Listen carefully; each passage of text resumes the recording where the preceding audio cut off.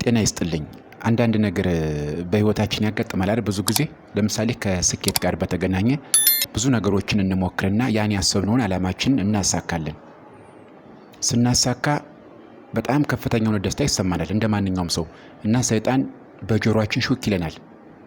ይሄን ስራ አንተ ነህ የሰራው፣ በብቃት በችሎታህ፣ ማንም ከጎን ሳይሆን በርታ፣ አይዞ፣ በዚህ ቀጥል ሳይል ወድቀህ ተነስተህ አንተ ነህ እኮ ያደረግከው ይለናል።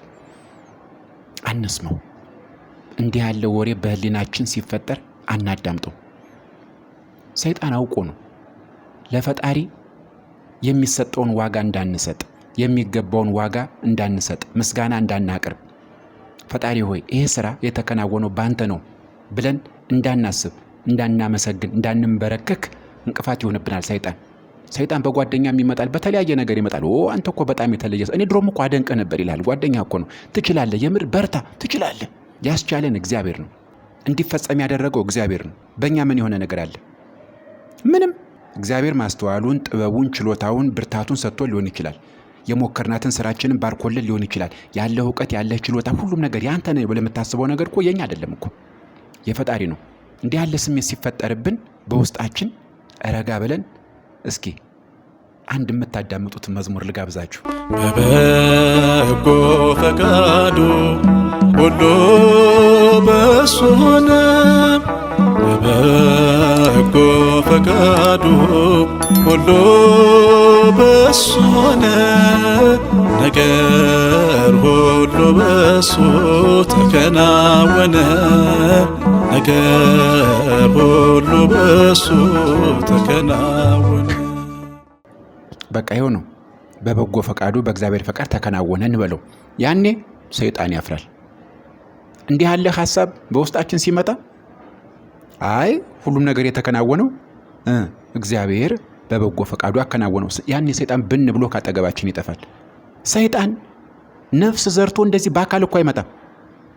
በጓደኛችን በኩል አድሮ ይመጣል። በተለያየ በኩል ይመጣል ሰይጣን። በዚህ ሰዓት ግን ወደ ፈጣሪ ማሰብ እኔ አሪፍ ነው ብዬ አስባለሁ። ሰይጣን እንኳን እኛን አይደለም ስጋ ለባሹን ፈጣሪን እኮ የተፈታተነ ነው። በገዳመ ቆሮንቶስ ጌታችን ያው አባቶች ሲያስተምሩ እንሰማለን አይደል? መጽሐፍ ቅዱስ እናነባለን። ጌታችን እኮ እስኪ አንተ አምላክ ከሆንክ ይሄን ድንጋይ እስኪ ዳቦ አድርገውና እንብላ ብሎታል እኮ። ግን ሰው ሁሉ በምግብ አይኖርም በእግዚአብሔር ቃል ብሎ አሳፍሮታል። ትልቅ ቤተ መንግስት ላይ ሁሉ አውጥቶ ራስክን ጣል ከዚህ ምናምን ሁሉ ብሎታል። የዓለምን መንግስት ሁሉ እያሳየ ለእኔ ብትገዛ እሰጥሃለሁ ብሎታል እኮ ፈጣሪን። ሰይጣን እኮ ነው ይሄ። እግዚአብሔር አምላክ በፈጣሪ በዲያብሎስ የሚፈተን እኮ ሆኖ አይደለም፣ ለእኛ እኮ ነው። ምሳሌነቱ ለእኛ ነው። አምላክማ እንዴት ይፈተናል? ማንም ሊፈትነው አይችልም። ማንም ግን ትምህርቱ ለእኛ ነው።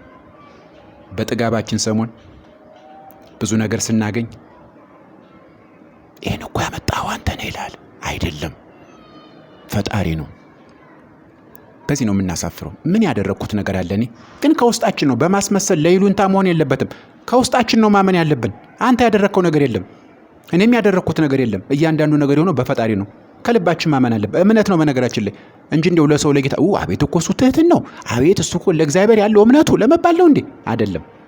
አይደለም። ሰዎች እንዲወዱ ምናምን አስመሳይ ለመሆን አይደለም። ክርስቲያን መስለው ይሄ አይደለም።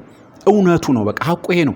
ምንም ነገር ልታከናወን ትችላለህ። በመንኮራኩር በሰማይ ላይ ወጥተህ ልትበር፣ ጨረቃ ላይ ልታርፍ ትችላለህ። ማን ያደረገው? እግዚአብሔር። ሐቁ ይሄ ነው። እሱ ባይፈቅድ ኖሮ አንድም የሚከናወን ነገር የለም። ወደ 100 ምናምን ሰው አውሮፕላን ላይ ተሳፍረን በዛ በሰማይ ላይ ሰው አምነን ምናምን በአየር ላይ እንሄዳለን አይደል? ተሳክቶ መሬት ላይ በሰላም እናርፋለን። ማን ስለፈቀደ? እግዚአብሔር ስለፈቀደ። በፓይለቱ ችሎታና እውቀት ይመስልሃል? የሚያስችለው ማን ነው? እግዚአብሔር ነው። በበጎ ፈቃዱ ነው። በእግዚአብሔር ነው። ትዕቢት መጥፎ ነው። አንዳንዴ ትዕቢት መጥፎ ነው። ልንወጣጠር እንችላለን። ለጊዜው ይተነፍሳል። ስርዓትን ማንይዝ ከሆነ፣ የሚገባውን ዋጋ ለእግዚአብሔር የማንሰጥ ከሆነ፣ ክብር የማንሰጥ ከሆነ አትጠራጠሩ። ደረታችሁን የነፋችሁ ከኔ በላይ ሰው የለም በችሎታዬ በእውቀት የምትሉ ሰዎች አንድ ቀን ተተነፍሳላችሁ። እንደዚህ እንደ ፊኛ ትፈነዳላችሁ። ያኔ ሰው መሆናችሁን ታውቁታላችሁ። ኢምንት ተራ መሆናችሁን ትረዳላችሁ። ያኔ ነው ወደ ፈጣሪ የምናንጋጥጥ። ሰው መቼም ሲቸግረው ነው ወደ ፈጣሪ። በደስታችን በጥጋባችን ጊዜም ወደ ፈጣሪ እናንጋጥ። ዋጋውን ለፈጣሪ እንስጥ። እኔ እንደዚህ የሚል እምነት አለኝ፣ ሀሳብ አለኝ። እናንተ ምን ትላላችሁ እግዚአብሔር ቤተሰቦች? በነገራችን ላይ አብይ ጾም ላይ ነው የምንገኘው አይደል? እንኳን አደረሳችሁ። ጾሙ እንዴት ነው? መልካም ነው። አዎ፣ በሰላም በፍቅር ይቅር በመባባል በመዋደድ ለእውነት ብንጾመው እግዚአብሔር አምላክ ይሰማናል። ያው የታወቀ ነው፣ ፈጣሪ ይሰማል። እኛ ጋር ነው ችግሩ ያለው። ያው እንጾማለን። የምግብ መለወጥ ጾም እንደዛ አይመስለኝም። ከልብ ሲሆን ጥሩ ነው። ከፍስክ ምግብ ወደ ጾም ምግብ መሸጋገር ከሆነ ጾም ማለት ፈጣሪም አይሰማንም። ብዙ አባቶች እንደዛ ይላሉ። አቡነ ሽኖዳ ጾም ማለት ምግብ መቀየር አይደለም ይላሉ። እና እግዚአብሔር አምላክ የሰላም ጾም ያድርግልን፣ ያሰብነው ይሳካ፣ ጸሎታችንን መድኃኔዓለም ይስማን። እናታችን ደግሞ አለች ድንግል ማርያም፣ ምልጃዋ ጸሎቷ ከሁላችን ጋር ይሁን። ያሰብነው ይሳካ። የቅዱሳን ደግሞ አሉ አባቶቻችን ቅዱሳን እግዚአብሔር የሰጠን በዱል በገደሉ ድንጋይ እኮ ተንተርሰው ጤዛ እየላሱ ያለ ምግብ የሚጸልዩ ማናያቸው፣ እግዚአብሔር ግን የሚያውቃቸው እውነተኛ አባቶች እኮ አሉ። በእነሱ ጾምና ጸሎት በእነሱ ምልጃ ነው እዚህ ያለ ነው። በቅዱሳን ረድኤት በረከት ነው እኮ እኛ ያለ ነው። አሁንም ምንም እንኳ ኃጢአተኛ ብንሆን እግዚአብሔር አምላክ በቸርነቱ በቅዱሳን በረድኤት ስለ እናቱ ስለ ድንግል ማርያም ብሎ መድኃኔዓለም ይጠብቀን። ያሰብነው ሁሉ የሚሳካበት የጾም ጊዜ አድርግልን። ሌላ ጊዜ በሌላ ሀሳብ ተመልሼ እመጣለሁ። ሰብስክራይብ እያደረጋቸው አንጎዳዳ። እውነት ኦርቶዶክሳውያን እኛ እኮ ብዙ ነን እኮ እኛ ግን ሰብስክራይብ አንደራረግም፣ አንደጋገፍም፣ አንተዛዘንም። ስድብ አይደለም ይሄ፣ ቃለ እግዚአብሔርን የምንነጋገርበት ስለ ቤተ ክርስቲያናችን የምናወራበት ነው ይሄ። ሰብስክራይብ አድርጉ። በርታ ወንድማችን ብትሉ ለኔ ትልቅ ነገር ነው። አዎ ይጠቅመኛል፣ ይጠቅማል። ሰላም እግዚአብሔር ከእናንተ ጋር ይሁን። ቻው